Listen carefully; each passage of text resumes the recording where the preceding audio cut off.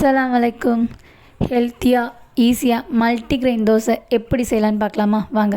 வெள்ளை மூக்கல் 2 ஸ்பூன், கருப்பு உளுந்து 2 ஸ்பூன், கடலைப்பருப்பு 1 ஸ்பூன், ராகி 4 ஸ்பூன், ஜவ்வரிசி 1 ஸ்பூன், வெள்ளை பட்டாணி 2 ஸ்பூன், பச்சை பட்டாணி 2 ஸ்பூன், கருப்பு மூக்கடலை 2 ஸ்பூன், உளுந்து 1 ஸ்பூன், வெந்தயம் ஒரு 1/4 ஸ்பூனுக்கும் கம்மியாக, துவரம்பருப்பு 1 ஸ்பூன், பச்சரிசி 1 கிளாஸ், புழுங்கல் அரிசி 1 கிளாஸ். எல்லாத்தையும் நல்லா கழுவி ஒரு 8 மணி நேரம் ஊற வைங்க.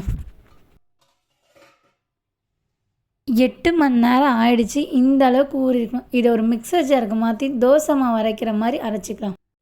இந்த மல்டிக்ரெயின் தோசைக்கும் மாவை புளிக்க வைக்கணும். அரைச்ச மாவில் 1 ஸ்பூன் உப்பு போட்டு அரைச்ச ஜாரை அலசி இந்த மாவில் தண்ணி ஆட் பண்ணிங்க. இந்த தண்ணியே போதும். இப்போ மாவை நல்லா கரைச்சி விட்டு ஒரு 4 மணி நேரம் புளிக்க வைங்க. 4 மணி நேரம் கழித்து பார்த்தா நம்ம அரைச்ச மாவு டபுளாக இருக்கும். இந்த மாதிரி உப்பி வந்திருக்கும். அப்போது நல்லா கலக்கி இதை தோசை மாவு பதத்துக்கு கரைச்சிட்டு நம்ம நார்மலாக எப்படி வீட்டில் தோசை ஊற்றுவோமோ அதே மாதிரி இந்த மாவுலேயும் தோசை ஊற்றலாம். அவ்வளோ டேஸ்ட்டாக இருக்கும். ரொம்ப ஹெல்த்தியாகவும் இருக்கும் இந்த ரெசிபி.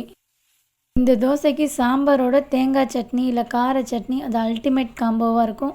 நீங்களும் ட்ரை பண்ணி பாருங்கள். தேங்க்ஸ் ஃபார் வாட்சிங்.